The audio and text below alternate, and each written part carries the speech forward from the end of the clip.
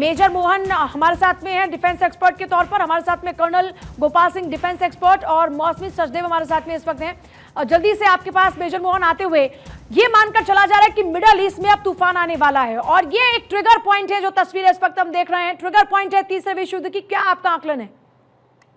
पूजा, मैं आपसे पूरी तरह से सहमत हूँ। इसमें ये बहुत ही बड़ा डेवलपमेंट है और इसके हमें इसे एक फौजी नजरिए से अगर हम देखते हैं, क्योंकि ईरान एक बहुत बड़ी ताकत है और ईरान हमेशा से ही फिलिस्तीन का सपोर्टर भी रहा है। तो ये दोनों ही चीजें जो है वो टैली नहीं करती हैं कहीं इजराइल की जो स्कीम है। तो इसलिए जिस तरह ईरान के ऊपर जिस तरह से हमला हुआ है, इसका मतलब इजराइल ने डिसाइड कर लिया है कि अब ये मामला दूर तक चलाने का उसका इरादा है। और ये जी ईरान की चूंकि जो हमला हुआ है, मुझे मैं जो इससे पहले कि मैं अपनी बात खत्म करूं, 1 मिनट और लूं, 1 सेकंड और लूंगा। ये जो हमला हुआ है, ये आप इस बात को ध्यान कर कीजिए कि इसमें ये हमला हुआ है उसके न्यूक्लियर एस्टेब्लिशमेंट्स के ऊपर और जो उसका जो उसके कमांडर्स हैं उनके ऊपर ये हमला हुआ है। तो आप समझ सकते हैं कि इसका इंटेंशन क्या है।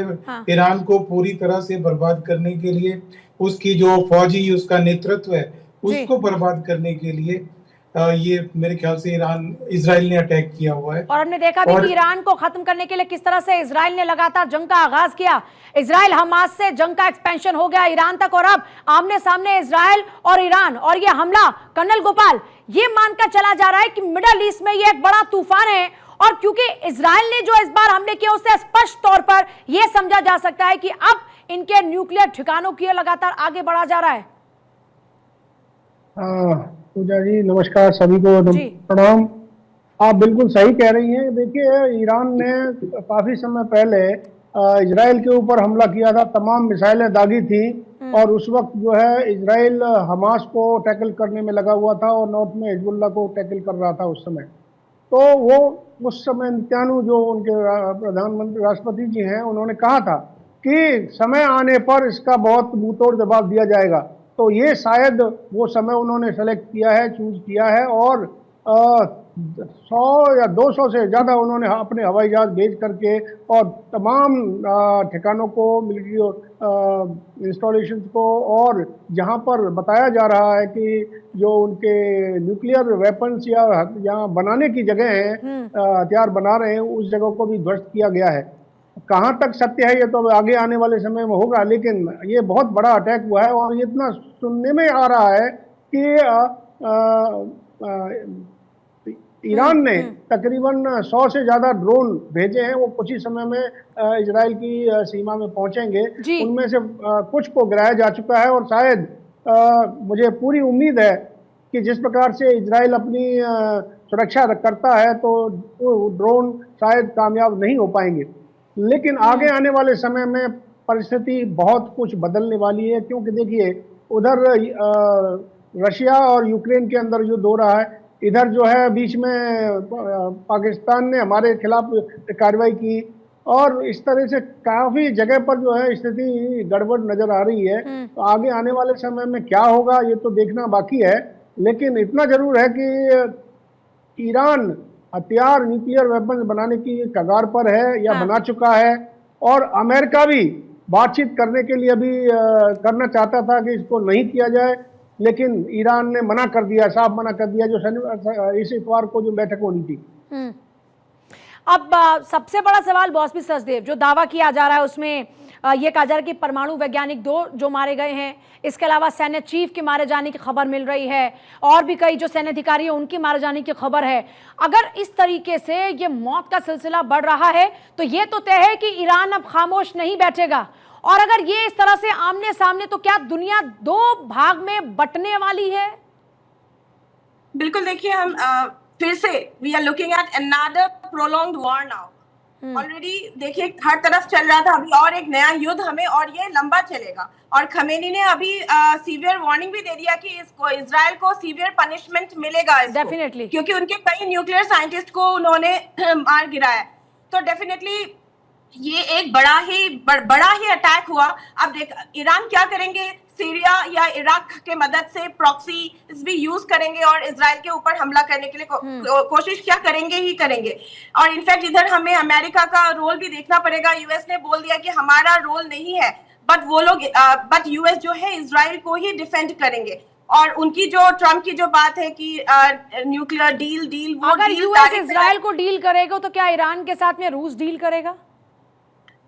अभी नहीं, डील तो यूएस जो ईरान के साथ डीलिंग चल रही थी वो तो हो ही नहीं पा रहा है। ईरान ने तो साफ मना ही कर दिया था और फिर भी ट्रम्प बोल रहे थे कि हम डीलिंग करेंगे। या मेरा डील से मतलब है कि क्या ईरान के साथ में रशिया आ जाएगा? देखिए अभी रशिया खुद ही यूक्रेन के साथ बिजी है।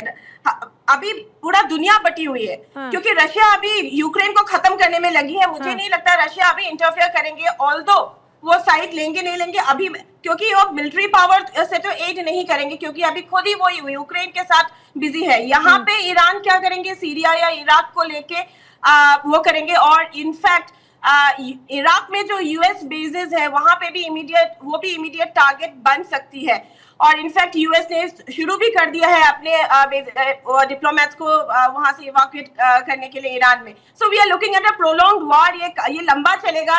इधर सीरिया और इराक ईरान के साथ आके खड़े हो जाएंगे, वो भी एकदम आमने सामने के फ्रंट पर? मुझे लगता है सीरिया और इराक सपोर्ट करेंगे, ईरान के साथ आ जाएंगे एंड इजराइल, बट इजराइल समर्थ है। अब देखना पड़ेगा अमेरिका का यहाँ पे क्या रोल है, क्या वो इंटरफेयर करेंगे, करके क्या रोल वो निभाएंगे, ये देखना पड़ेगा। क्योंकि अमेरिका ने, वॉशिंगटन ने वार्न कर दिया था ईरान को कि आप यूएस उसको हमला मत कीजिए क्योंकि हम इसमें इन्वॉल्व नहीं है। बट अभी देखा जाएगा कि इजराइल ने डेफिनेटली यूएस को बोला होगा हमला करने से पहले। सो लेट्स सी, अब ये एक प्रोलॉन्ग्ड वॉर है, एक नया वॉर शुरू हो चुका है और दिस वाज कमिंग। ये ऐसा नहीं है कि ये नया है, दिस वाज कमिंग। हम सब इसको देख रहे थे आते हुए, काफी महीनों से हम देख रहे थे। इसकी जो साइंस एंड जेस्चर्स हमें मिल रही थी और ultimately all of a sudden आपने देखा इजराइल ने ईरान को हमला कर ही दिया। और काफी बड़े लीडर्स आप देखिए को भी उन्होंने मार गिराया। मेजर मोहन, इस पूरी वॉर में ईरान तो खुद एंटर करता है, लेकिन अभी क्या नजर आ रहा है? ईरान ने एंट्री ली, लेकिन क्या फुल स्टॉप इजराइल लगाने की कोशिश कर रहा है?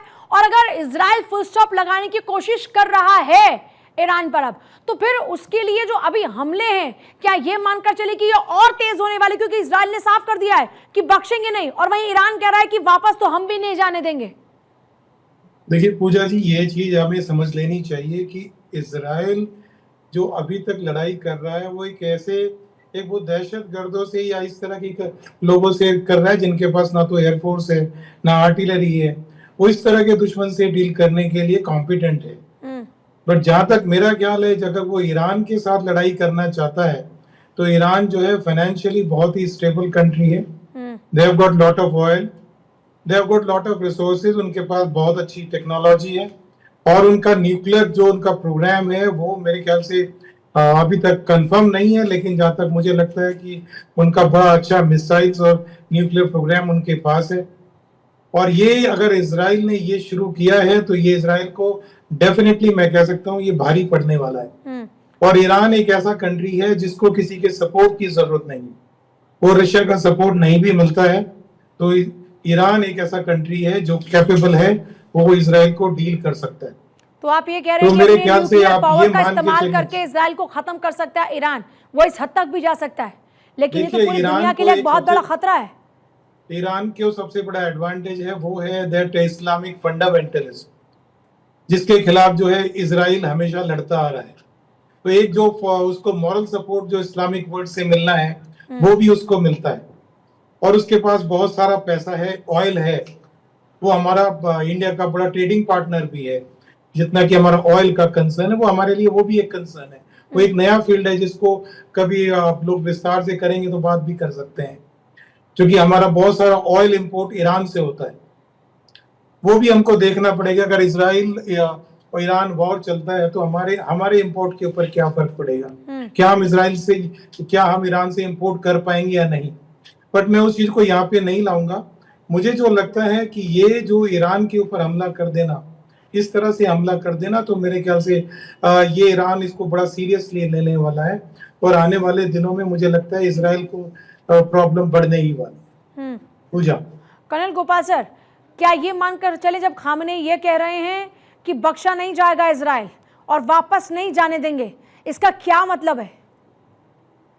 देखिए, अयतुल्लाह खामनेई ने पहले ही कहा था जब इन्होंने अपनी मिसाइल दागी थी वहां पर, और उस वक्त कहा कि आगे यदि कोई इजराइल हमारे खिलाफ कार्रवाई करता है तो उसको बख्शा नहीं जाएगा। ये आज की धमकी थोड़ी है ईरान की, ये तो पहले ही दे रहे हैं इस तरह की धमकी। और इसने इजराइल ने अपना टाइम समय चूज करके इस प्रकार से जो हमला किया है, इससे बहुत कुछ नुकसान हुआ है। जो अभी विजय मोहन साहब बता रहे थे, मैं उनकी बात से सहमत हूँ, लेकिन ये समझिए कि ईरान ही सब कुछ नहीं है। अब तक इजराइल ने तमाम जो यानी रेडिकल देश हैं उनके साथ में, उनके खिलाफ अब तक लड़ाई लड़ करके वो अपना वर्चस्व कायम रखा है उसने।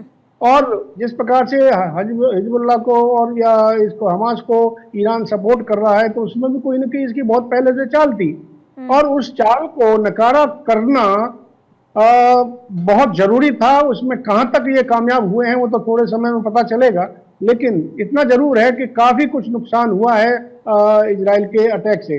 रही बात कि ये इकोनॉमिक वॉरफेयर और उसकी बात करें या ऑयल की बात करें, वो तो बात की बात है।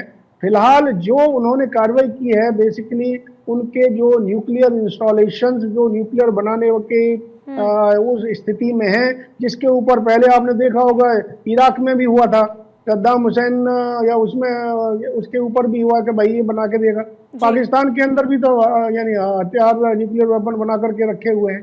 तो कहने का तात्पर्य यह है क्योंकि ये सारे फैनेटिक देश हैं जो यानी किसी भी तरीके से अपना वर्चस्व कायम रखने के लिए मदद दे करके अपने साथियों की, और ये काफी कुछ कर सकते हैं।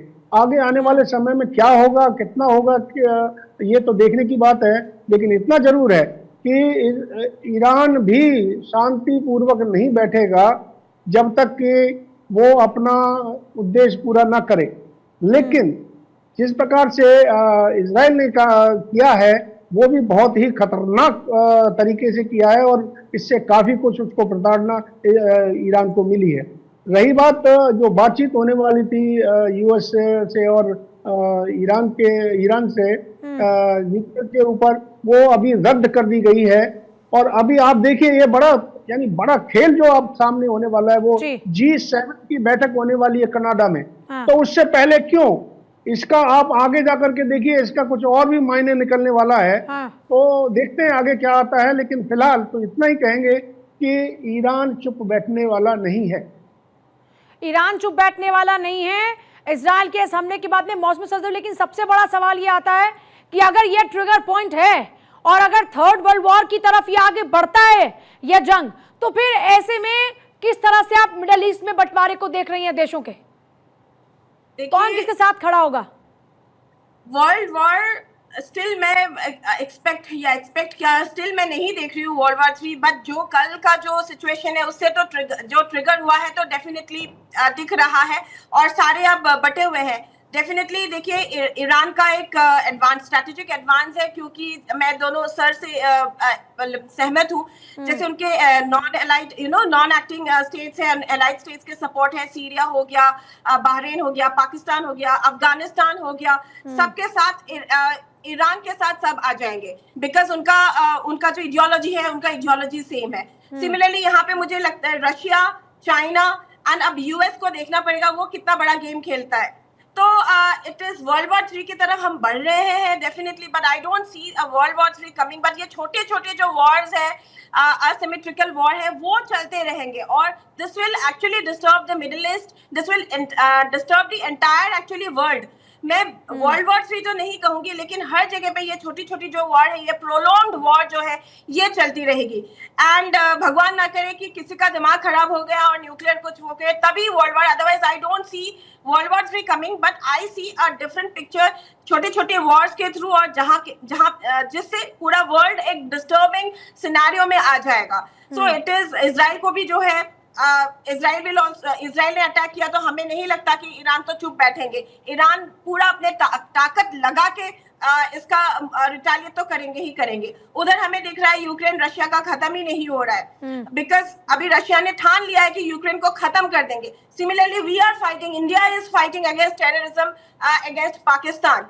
तो छोटे जो ये वॉर्स है वो चलती रहेगी। वर्ल्ड वॉर 3 सर लोग। दूसरा आप इसको किस तरह देखते हैं कि ईरान ने कह दिया कि न्यूक्लियर पावर को लेकर या इसको लेकर हमारी कोई बातचीत अमेरिका के साथ नहीं होगी। मतलब जो बात सबसे पहले मेजर मोहन सर कह रहे थे कि ईरान किसी के साथ बात नहीं करेगा, इंडिविजुअली जो उसको डिसीजन लेना होगा वो लेगा अपने हक में, फिर उसको अमेरिका, रूस, चाइना किसी से कोई फर्क नहीं पड़ता। आपने मुझे पूछा? जी देखिए, ईरान ने कह दिया कि हाँ, ईरान किसी के दबाव पे नहीं आएगा। ईरान बार बार एक ही चीज बोल रहा है, we have our rights. Iran का सिर्फ अपना वो है कि उनको यूरेनियम उनको यूज करना है। वो कह रहे हैं वो नहीं मानेंगे न्यूक्लियर, उसमें वो जाएंगे ही जाएंगे। और उन्होंने बार बार कहा है कि हमारा ये राइट है। तो डेफिनेटली ईरान किसी के दबाव पे तो आएगा नहीं। ठीक है मैम, ईरान को जो करना करेंगे। आप सभी का बहुत शुक्रिया इस चर्चा में शामिल होने के लिए।